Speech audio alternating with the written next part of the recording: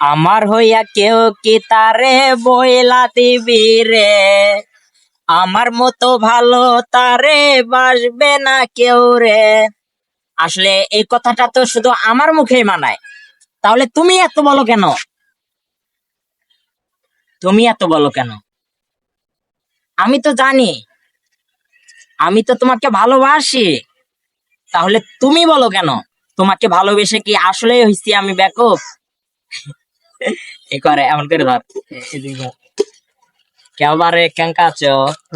পেজে, এটা পেজে দেবো না, পেজেও দিবনি, তারপরে সারি দিবনি কটকটি তো দেই। ক্যামেরাম্যান, ও পাটা কৃষ্ণ, কেমন আছেন সবাই?